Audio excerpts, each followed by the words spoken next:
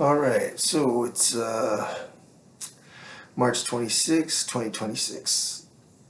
And I guess I have 3 subscribers, so hello everybody. Welcome to my world. Okay, so today I want to get into how important options and futures are. And a lot of people may not realize this, but there are different markets for those. There's the CBOE, the Chicago Board of Options Exchange. There is the CME Group. There is, what else is there? Chicago Mercantile Exchange. There's VIX options. So there's a lot of different options in futures market.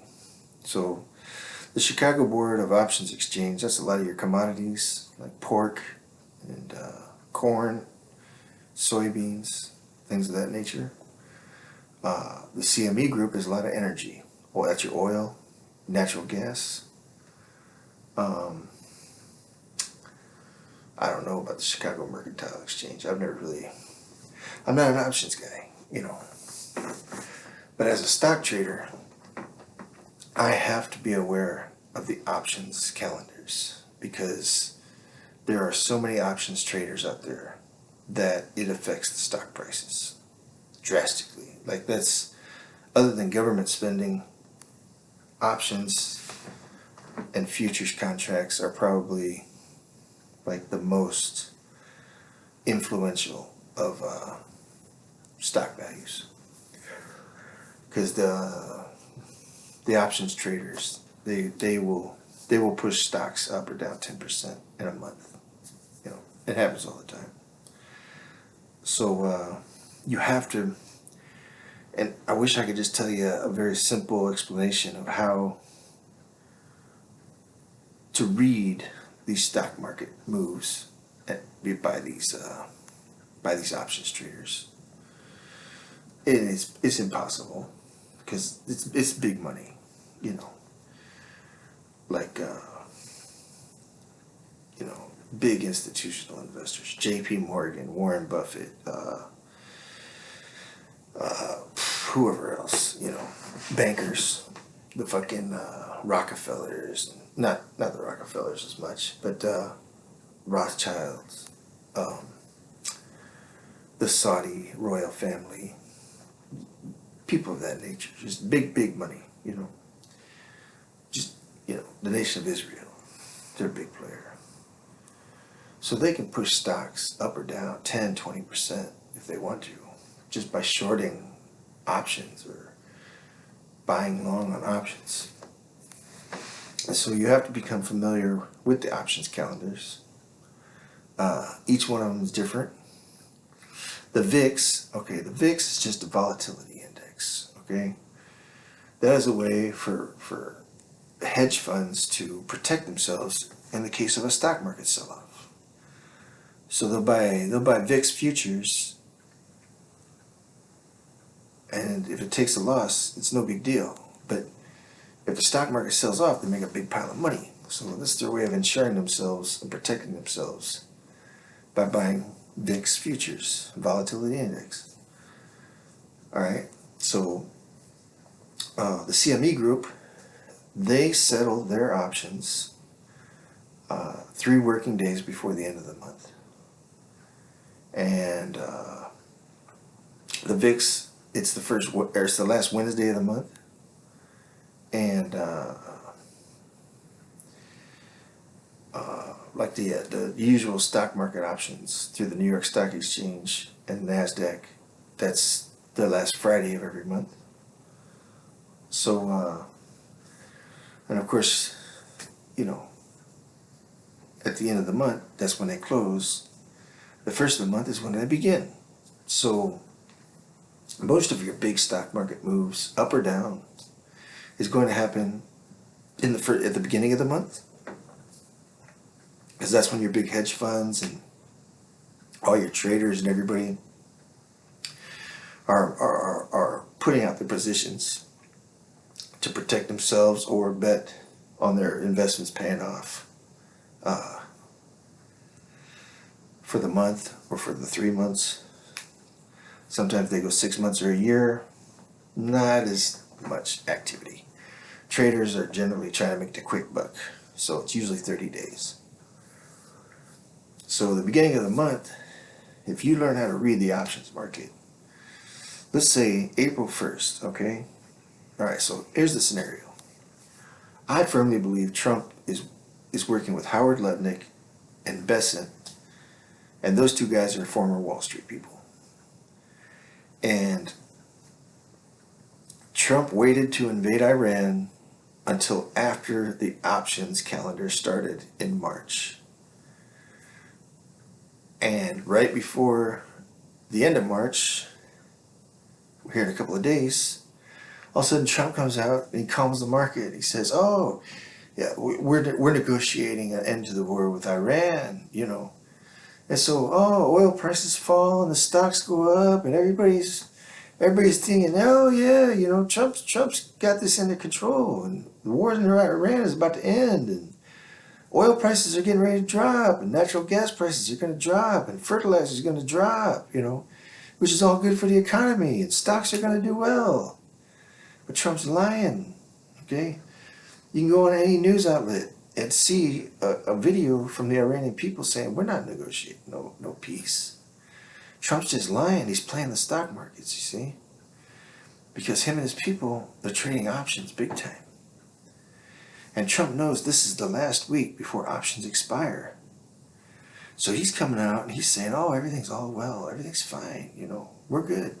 But at the same time, he's sending Marines and the 82nd Airborne over to the Middle East preparing a ground invasion, right? So today is March 26th. I'm going to make a prediction. I predict that today is Thursday, tomorrow is Friday. A lot of the options have expired or are expiring, and nobody's going to do anything till April 1st, which is like next Tuesday, I think. Maybe Monday. Maybe they'll do it on Monday, I don't know. But it doesn't matter. I have a feeling that Trump is going to invade Iran this weekend. And I believe that Trump and his son and his partners and all of his people are buying oil futures to go up and natural gas prices to go up and everything else they can bet on to go up.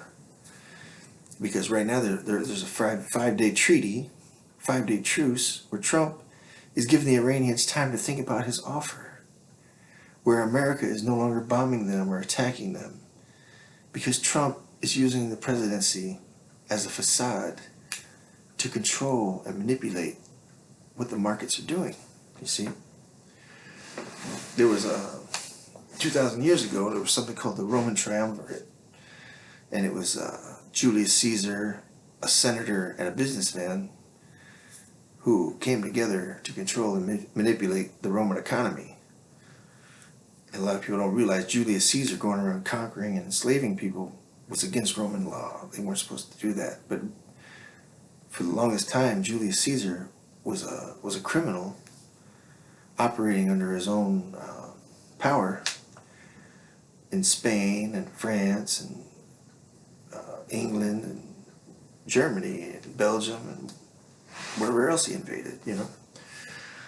So they operated outside the system. And the Roman Senate, you know, was powerless. They couldn't do nothing. And that's the same situation we're in America right now.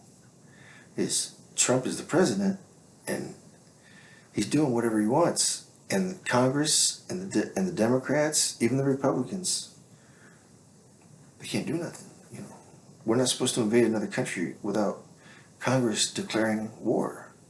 And Trump, he invaded Venezuela, he invaded Iran. You know, he's just doing whatever the hell he wants. And we really can't do anything about it, you know. And at the same time that Trump is invading Iran, he's buying oil for $50 a gallon, or $50 a barrel, $60 a barrel, and sitting on it for a week or two until it's worth $120 a barrel. The dude's doubling his money by the billions here.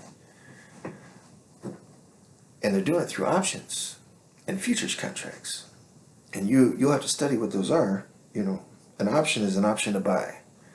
A future is 6 months from now, an oil company is going to pump so many gallons of oil out of the ground, and they sell it 6 months ahead of time. Okay, that's a future. So Trump is buying futures contracts. He's buying, he's going in there and buying oil for pennies, right? $50, $60 a barrel. Boom, doubles his money in 2 or 3 weeks. And then while everybody's freaking out and oil's skyrocketing, Trump's people go in and they short sell oil and natural gas prices. All right, they're called puts. And then Trump knowingly comes out, what the hell's the date today? The 26th. So he came out, let's see, Wednesday, Thursday, or Tuesday, Monday, 4 days ago, the 22nd, okay. Trump comes out on the 22nd. No, I take that back. It was Monday morning at 6 o'clock a.m. Central Time. Trump comes out at 6 o'clock Monday morning, 7 a.m. New York City, East Side, and says, oh, we have a treaty with Iran. We're in negotiations for peace talks. And I'm pretty sure it's going to happen. Stock market's like, oh, great. It's the end of the oil shortage. Yeah. Everybody fucking goes out and fucking sells their fucking, their shit and buys stocks again, right? Gold goes down. Bitcoin goes down. Everybody pulls all their money out of their safety fucking net shit. And they buy stocks. They buy whatever, They sell put options on the oil companies because now they're not going to be making $120 a barrel anymore. The natural gas companies sell off. Everybody fucking moves because Trump said that we got a fucking 5-day truce with fucking Iran. And human beings are idiots. They're not listening to this fucking words. It's only a 5-day truce. All right, here we are. Wednesday the 25th, the Iranian people are still fucking shooting off their fucking missiles. And they're saying, we ain't got no fucking negotiations with Trump. He's lying to you people. And so now everybody's like, whoa, we don't know what to think. Well, I know what to think. Trump's sending the Marines and the 82nd Airborne over to fucking Iran. He's preparing a ground invasion. This ain't over. This ain't ending. Okay? But Trump came out with this 5-day fucking treaty, for one, to get the Iranians to relax a little bit, and number two, so that the price of oil and gas would fall. And he could go in and buy some options again before they invade this weekend. And when we invade, it's going to happen over the fucking weekend, because he doesn't want it to happen during the stock markets being open, right? So they're going to invade. The Iranians are going to blow up some more ships in the Strait of Hormuz. I wouldn't be surprised if either the Americans or the Israelis started bombing the Iranian gas and oil pipelines to damage their infrastructure to keep oil and gas prices high. I really think that's an option. And then sometime in the middle of April or the end of April, there's probably going to be some really good news where Trump comes out and says, we have secured Karg Island and we now control the Iranian oil and gas industry or something like that. And it's going to cause the prices to fall right back down. Trump is intentionally and purposely causing spikes and drops in the oil and natural gas industry. And all along, he's one step ahead. He's buying he's buying $30 billion worth of fucking oil fucking futures contracts at $60 a fucking barrel the week before he fucking invades Iran, and that oil shoots up to $120, right? And now we're having shortages in places like Thailand and the Philippines or whatever, because these people rely on that oil and that natural gas being imported into their country. They don't make their own. Cuba, So these people have to buy that oil. They have to buy that natural gas. And they have to pay the inflated prices. And that's where the money Trump and his people are making off of these futures contracts. All right? So it's 2:45 a.m. Central Standard Time, March 26, 2026. Let's see if I'm right. Let's see if by April 1st, Trump is launching a ground invasion into Iran. And let's see if that causes oil to shoot up to 120, 150 bucks a barrel. Let's see if natural gas pops to 350, maybe 375, maybe even $4. It all depends on if they attack the Iranian infrastructure. Or if the Iranians attack Bahrain, Qatar, UAE, maybe even Iraq, or Saudi Arabia's fucking oil and natural gas. You know, there's natural gas, they got liquefying plants, they got oil refineries that make the gas and the diesel, you know.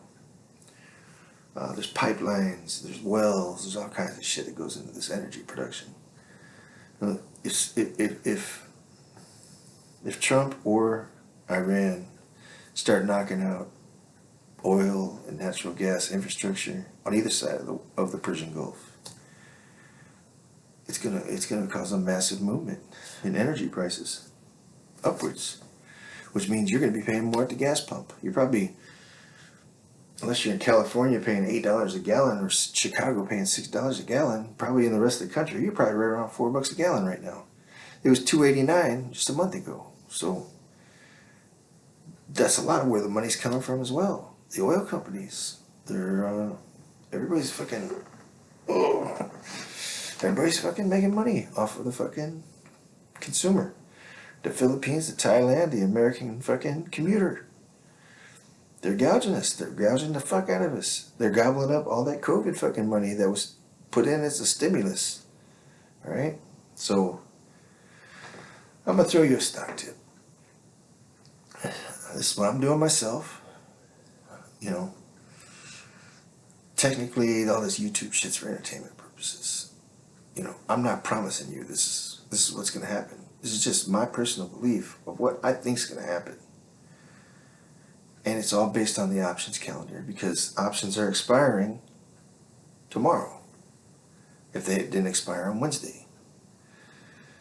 And next month, April, that's the first month of the options and the futures market firing up for their monthly cycle, where there's been damage to the Middle East oil and natural gas productions, and then the whole Strait of Hormuz being closed thing.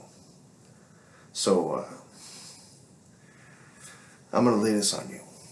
There's two ETFs.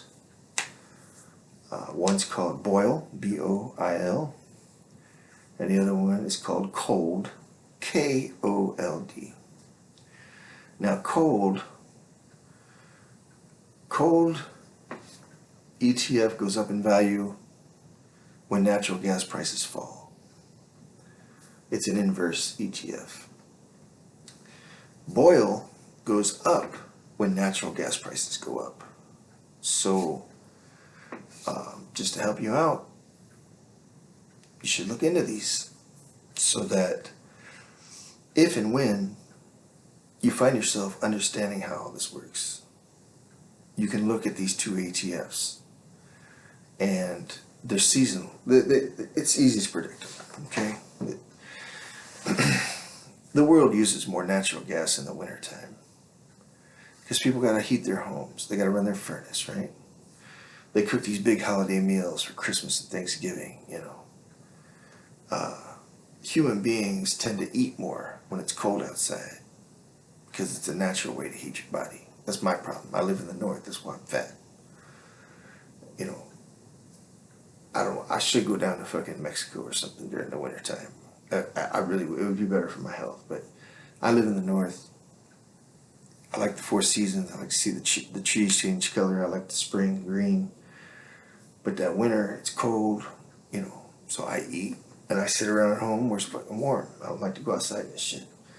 So, people burn up more natural gas in the wintertime. And nobody's going to tell you this, but the world is switching to electrical production by natural gas. There's so much natural gas that it would, in the old days, you would see a refinery or an oil well with a little fire up on top of its little tower.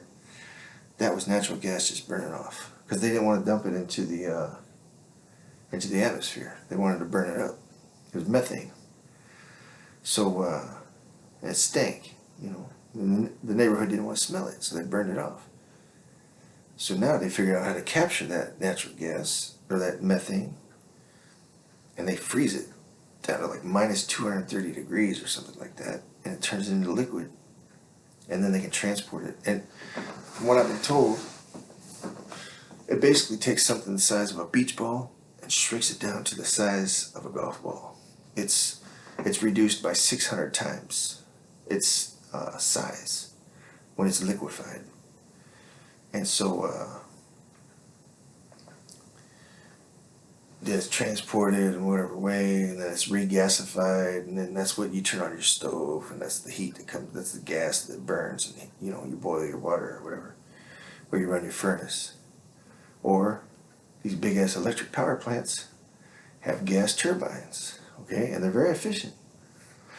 And unlike coal, which leaves a lot of carbon and soot all over the damn place. If you're over the age of 50, you might remember cities like Chicago just being covered in black soot. And but natural gas don't do that. It burns cleaner. And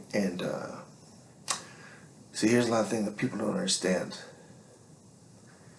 You can't. It takes so much energy to refine petroleum oil. So if they did have electrical power plants that ran on, say, gasoline or kerosene or whatever, you have to refine that oil first and then use it to burn to make electricity. It'd be like a 3-step process. Natural gas, it's more efficient, it's clean. They don't use no electricity or nothing to convert it into liquid. 10% of the methane that they pull out of the earth gets used to make the other 90% a liquid. And so, you know, they've been building these gas pipelines for years. And, well, here's an example. Elon Musk has a data center in Memphis, Tennessee, and he calls it Colossus. And they have permits to use 41 gas turbines to create electricity to run that data center, plus whatever he's pulling from the Tennessee Valley Authority. So there's 41 gas turbines right there for just one data center. And they're building data centers all the damn time, you know? So it's not just heating your furnace or using your furnace to heat your home. It's not cooking your fucking food on the fucking stove with gas. You know, it's also data centers. It's electrical production. You know, they're building. It's not these solar panels and these wind turbines. They only work when the wind blowing. They only work when the sun's shining. What's gonna happen at night when the sun ain't shining? Where are you gonna get your electricity if you ain't got a solar panel? It's supposed to go on a battery. That's not very efficient. After 200 or 1,000 cycles, that battery's crap. Nothing beats natural gas when it comes to electrical production.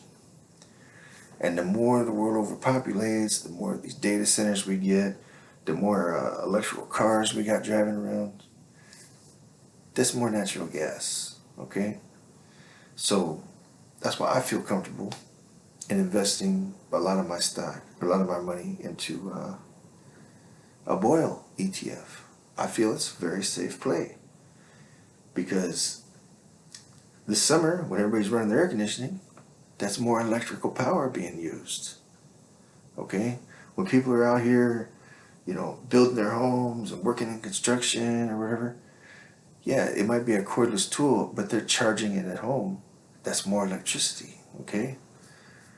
The the more the world uses these smart homes that got you can use your telephone to lock the front door or change your air conditioning setting or whatever. It's all electricity, right?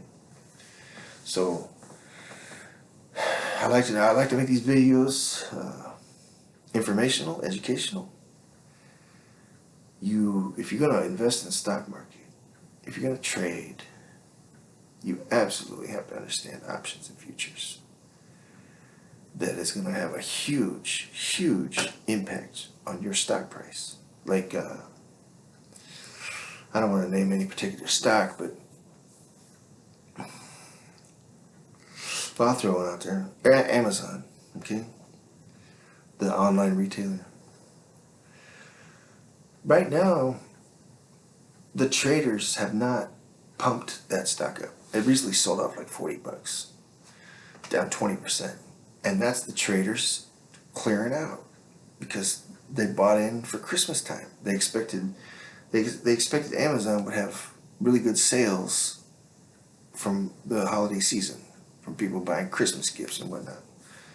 So a lot of traders go out there and buy Amazon in like August or September, knowing that stock's going to go up when they report good earnings from the Black Friday sales and the Christmas and all that other stuff, right? And when the economy's good too. When the economy's rolling good, people are spending more money, they're buying more crap off Amazon. So this oil and this natural gas thing, it also runs on a cycle. A lot of the traders will jump into energy in February, knowing that up here in the north, we do our road work, our construction, our farming in the summertime. All right? Can't grow crops in the wintertime. Well, winter wheat, but whatever. The majority of crops are grown in the summertime, right?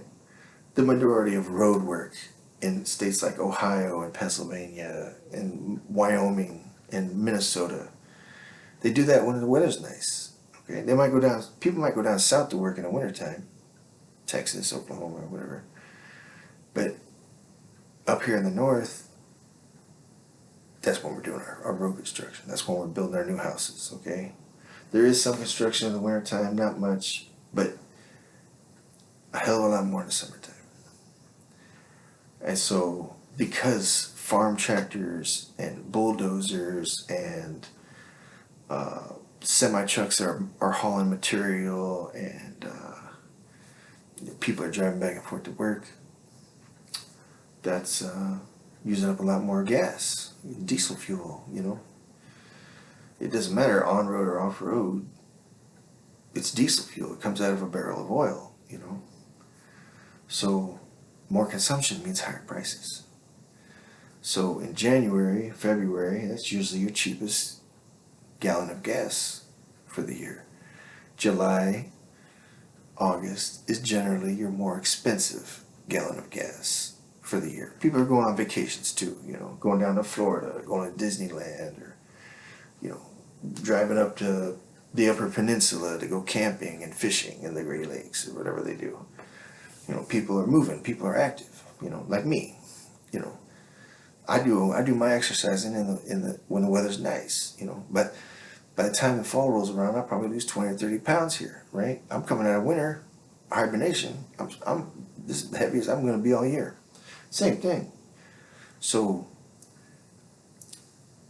your oil and your natural gas, when Trump isn't invading other countries, it tends to follow an annual cycle, okay? And because the weather in the north is nice in March and April and October and November, that's usually when natural gas prices are really low. And then in the summertime, you'll get a little bit of a bump because of air conditioning. But in the wintertime, when it's cold as shit, that's when you're really going to see your natural gas prices go up. And if you can figure that out, you can buy those ETFs, Boil and Cold, KOLD, BOIL. You can play the system. You can play the markets. So as I'm making this video, The Henry Hub, which is one of the America's main markets for natural gas. The Henry Hub price is $2.92. There's the what do you call it? Aqua Dulce market down in Corpus Christi, but that one isn't as popular as the Henry Hub in Louisiana. So yeah, I'm long. I'm buying Boyle because I believe Iran, we're going to have a ground invasion in Iran. I believe this war is going to continue. I believe all the futures traders are going to cause the oil and gas prices to shoot up in April. And I'm expecting to make like 10-20% here in a week. And if that don't happen, in July, June, and August, the demand for air conditioning and construction and farming is also going to drive up natural gas prices. So I'm either going to make a lot of money here in a week, or I'm going to make a lot of money here in the next couple of months, because I understand the cycle of energy in America. And if you can look into that and figure it out yourself, you'll do good. You can get like 40-50% back a year just by playing the little 3-month cycles. You know, you're going to want to. All right, so let's start with January 1st. By January 1st, you should have already bought Boyle, okay, for the natural gas prices to go up. It's the middle of winter time, all right? As soon as you see that pop, usually at the end of January, you're gonna want to sell. As soon as you see that, excuse me, as soon as you see natural gas prices for Henry Hub shoot up over $3.50, as it is right now. Next year it might be higher, but as it is today, in 2026, it shot up to like $7. Okay, but Henry Hub, they froze the price movements. We couldn't cash in because it was too much. But we did get like $3.50 per million BTU unit, how they measure it by. And then soon after that, the weather was nice. Okay, I'm not gonna lie. I'm checking the Farmer's Almanac. What kind of, did that groundhog see a shadow or not? I need to know. But the weather was very mild, so I sold Boyle and I bought cold, KOLD. Well, KOLD made its way up to about like $22 a share, because we had a cold spell coming in the middle of what was it, February. So I sold cold and I bought Boyle again because I knew we had a cold spell coming. But we got blasted for cold for like a week, got a blizzard and everything, and I made some money on Boyle. And then when that peaked, I went back and I bought cold for $19 a share. And as the prices came down, I think it was like $2.80 per unit for natural gas. That was really low. So I sold my cold, and before I could buy Boyle again, fucking Trump invaded Iran, and in the blink of an eye, before anybody even knew what was happening, the Europeans drove the damn price of natural gas and oil up way too high, and I missed the uptick, And so I sat it out. I didn't know what the hell Trump was gonna do, So then I put it together that he's working the options in the futures markets. So once he came out and he said there's a 5-day truce with Iran and this and that, the Iranian people ain't just gonna let him bulldoze him and then give in to whatever he wants. That's bullshit. These people have been doing this for 50 years. I knew it was just bullshit. So I went in and bought Boyle. I'm not gonna lie. I could have got it for $16 a share. I thought $17 was a good price. So I'm sitting on Boyle right now for $17 a share, and I'm expecting it. I don't know, April 1st, 21 bucks a share out, and I don't want to see the whole world go to hell, but if they started bombing each other's refineries and oil pipelines and all this and that, I mean, who knows what these traders are going to drive it up to? But that's my skin of the game. I'm telling you, I got my money in that ETF, and I'm riding it out till next week.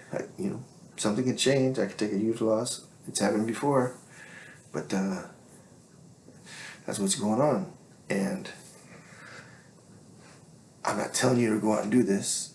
You should make your own decisions, but try and study and try to read, try and understand how oil and gas futures work. Fertilizer futures, nobody really messes with that. Corn, I don't know. There might be a market out there. I never messed with it. But energy is something everybody uses. You get in your car, you start that car, you're burning gas. You come home and you turn on your air conditioning, you watch TV, and you watch my video here. You're using natural gas. It could be solar, it could be wind, but probably it's natural gas. 40% of the country is powered by natural gas. So you drive an electric car, you're still using natural gas. Don't let these hippies fool you. They're using natural gas to make electricity. So, when it starts getting hotter than hell, people run their air conditionings 24/7. Gets above 80 degrees, 85 degrees, whatever. The price of natural gas is going to go up. In the summertime, when people are working on the roads, farming, doing home construction, delivering building materials to job sites and all these other things, gas prices are going to go up. That's how it works. And it's been going like this for 50 years or more. So it's something you can predict in the stock market. You don't have to worry about making a mistake, you see. You can buy the BOIL ETF in the middle of March and not sweat it, because in June or July, when people start running their air conditioning, the natural gas price is going to go up. The only thing you really got to worry about is that they build more natural gas plants, which the Canadians and the Qatar and the Texans, they're all doing that. And the Russians, they got a hell of an operation up there in the Arctic Circle too. So there will be added supply, but as long as we got a Republican in office, I don't see that changing, really. So think about it. That's my video for today. Have a good day.